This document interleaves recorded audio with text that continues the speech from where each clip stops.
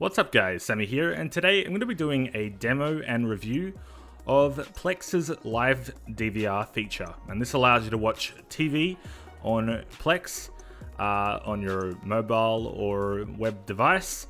And I'm going to be focusing on the web view today. So first of all, I have a separate media server, and this is called Phoenix NAS, and it's called Live DVR. I have my regular Phoenix NAS server here with all TV shows and movies that I have. So we're going to go to this one. And so now I'm going to go up to settings, go up to server, and we're going to configure live TV and DVR for the first time. So here we've got a screen here introducing live TV and DVR. You will need a Plex Pass in order to use this and a digital tuner. The TV tuner that I'm using today is the Hipag Quad HD TV tuner. It's a PCIe TV tuner, and we're going to click on Setup Plex DVR. So as you can see here, it's listed as two devices. So Quad HD is listed as two devices. So what you'll need to do is set up like the first one. We'll continue there. As you can see, it's already scanned channels that I've done before. But just to show you, you've got the option of antenna or cable. I'm just going to choose antenna.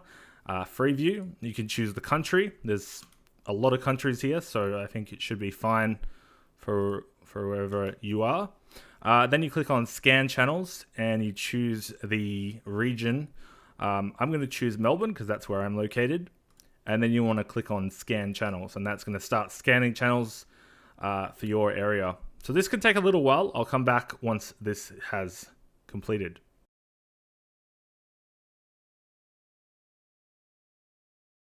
Okay, so as we can see now, it has scanned all of the channels that's available in my area. You can see there's 40 channels. We can click continue. And so now it's going to ask you about your, basically your EPG guide. So it's going to grab information based on your region. But you can also, if you have an XML TV program guide, you can actually click here and put that into that URL into there. I think it's actually just as an XML file, so you would need to direct it to wherever. So we're going to click here. We already have that. I'm going to click continue. So now it's just going to find the best program guide, the information for it at least. And so it's going to eventually then start scanning the EPG guide for X amount of days, and then it's going to start grabbing metadata, info, images as best as it can. So there we go. It's done that. Now it's actually found the channels, and that's going to base it on this program guide, which is Freeview Melbourne. There's other ones here. I've personally found the best success with Freeview Melbourne. That seems to be the best one. But I mean, for these other ones here, you can give it a go as well if you need to. And this is just obviously from Melbourne, so it'll depend on where you are. But so as you can see, it's actually mapped the guide to this channel. So it's not correct on this one. SBS Viceland is not. Well, it could be. But there's different ones here. So like this one, I probably would choose SBS Viceland here. And so you'll need to map them to what channels you want to keep. And this is good because it at least can tell you if it's on the right channel or not. So for the most part, it seems all right. I don't want to keep any of the radio channels. A lot of these are duplicated channels, so I'm just going to click on continue. See, there is some duplicate mapping, so I think I'll just switch it back to this one. And yeah, so now what it's going to do is it's going to start scanning the EPG, the program guide, and it's going to take a while. This could take up to a couple of hours depending on your internet speed and how long it actually takes to do it. But it's doing it pretty well right now. But what we're going to do is click on close here. We also need to add our other device. If you've got the WinTV Quad HD TV tuner, the 4 tuners, you'll need to add another device, and then you've got here, Hipag WinTV Quad HD. It's going to set up as a different device. We're going to click continue. This one's actually a lot easier. It's already scanned the channels from the last one, so we don't need to scan it again. So we can click continue. We can click continue again. And so now it's going to have those all devices set up. We've also got some other options under DVR settings. So we can select the padding minutes before. I usually do about 2 minutes on before and 2 minutes after, just because some shows you might find that the show doesn't record the start of it and then at the end of it sometimes, just like at least in Australia, I feel like the program guide isn't really up to par as it would be in other countries. You can obviously, you want to kind of keep on enhanced program guide because it's going to give you those metadata information, and I really like that about Plex Live DVR and Live TV. You've also got a post-processing script here if you plan on using something like a commercial removal thing. But now, actually, Plex have actually implemented the ability to remove commercials from your TV shows that are recorded. I personally have found that this doesn't work that well with Australian shows, but I have seen some good results in international countries like the US. So it really depends on your country, I guess. It is a cool feature to have as well. You can also update, you can have it so that it updates more frequently the program guide. But for the most part, I just leave that like that.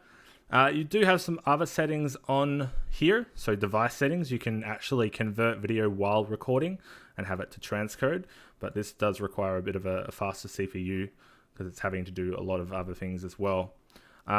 So here, just noticed here under 19 now it's sort of updated it there, so we're all good on that front. So now we can go back to home and we can see that we've got two different options here: live recording schedule and program guide. So it's already starting to give us information on the EPG, and you can see it's actually scanned quite a lot of it. It's possibly because I already did this before, so it's actually doing it a lot faster now. But here you can see these are the shows on right now that are in my area. You can notice there is some cover art that's just not appearing.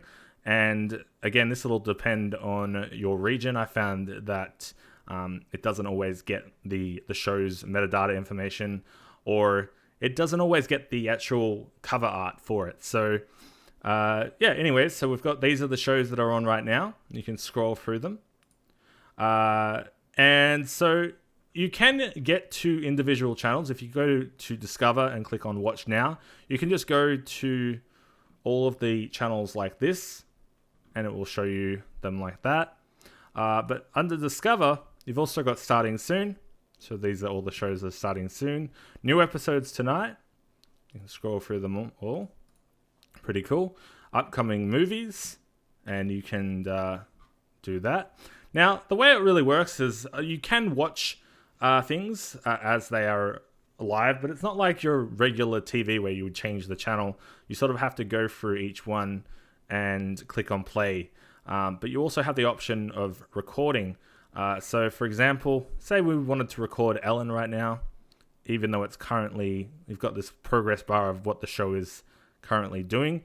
You can click on record here, and you can choose to record this episode or all episodes. And you can also have it so it records new and repeat airings or new airings only. So I can do that, and then I can select, that's the library that I want to select. So TV shows. You can also choose advanced, so you can choose the resolution. You want HD only. You can replace lower resolution items. So say, for example, a TV show or something like that is displaying on a lower resolution network. You can then have it displaying on, and then say it displays on a high resolution network. It will then replace that quality, that item, which is kind of cool. You can do padding here. I've already set up the defaults. You can limit it to a certain channel. So for example, this one here is not a digital channel. This one's not a high definition channel. This one is, so I want to select that one. You can limit the airing time. You can do a lot of stuff, like you can remove commercials. I'm just going to use DVR setting. You can choose to keep all the episodes, or you can choose to keep 5 episodes, 3 episodes, 1 episode.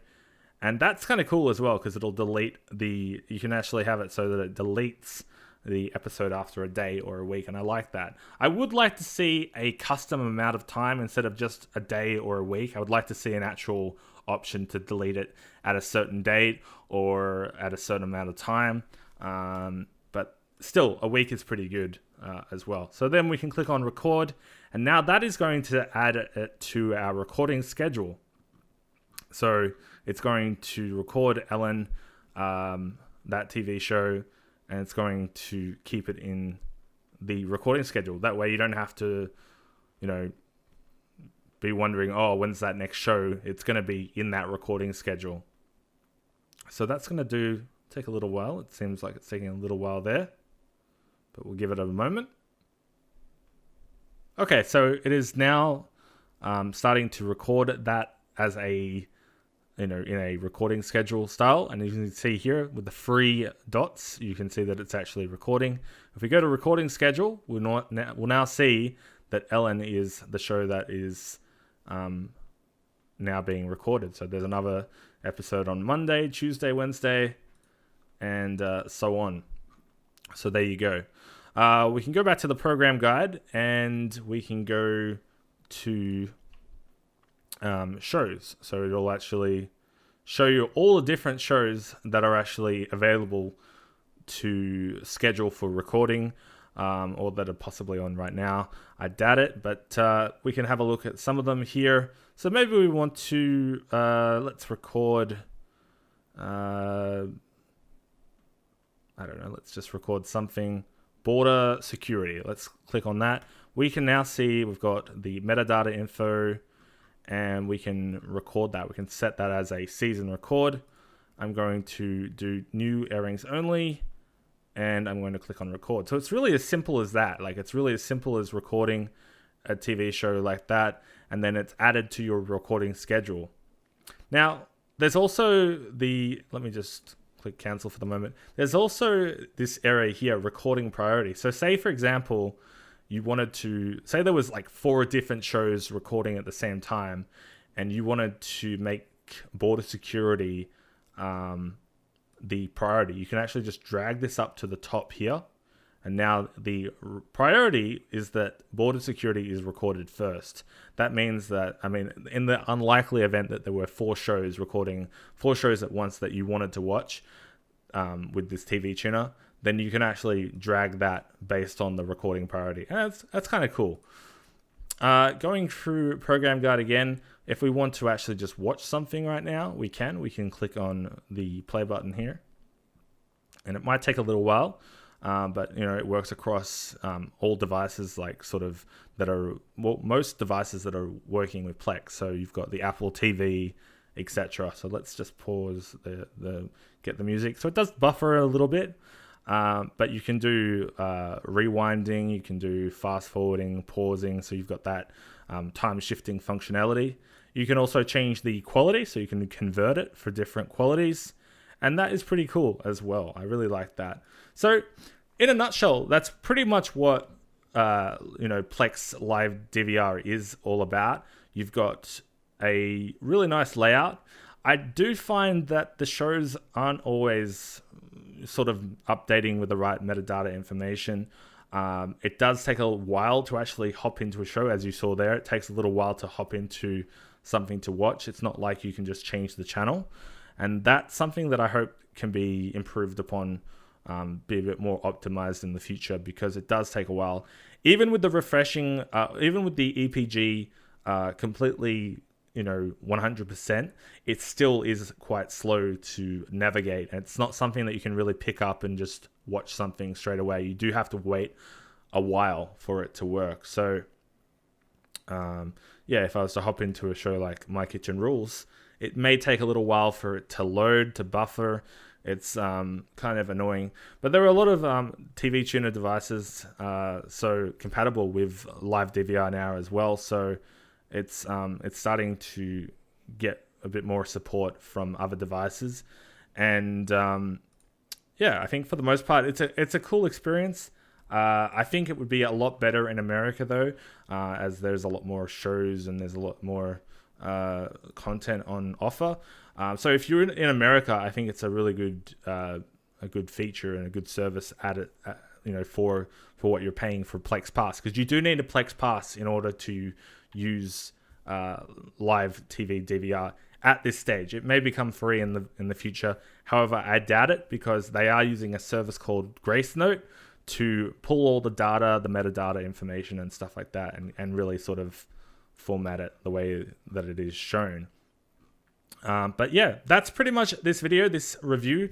I would say that if you are in America and you have a TV tuner like this, or you have some sort of provider, then you're able to get a lot more content on offer, and it's going to be a lot more organized for you. If you're in Australia, if you really need it, then it's up to you. Personally though, there isn't a lot of content on offer in Australia for me to make the purchase, the justification into buying something like the Pug Quad HD PCI TV tuner. And that's just something that you're going to have to think about as well. There are some shows that I do like to record, like the house renovation type of shows, some of them we just don't get on catch-up TV. So there is that. But yeah, that's going to pretty much wrap it up for this review and demo of Plex's live TV DVR feature. Hope you guys enjoyed it. If you guys did, please leave a like, and also subscribe to the channel for more. But yeah, thank you guys for watching. Hope you guys have an awesome day, and I'll catch you in the next one. Peace.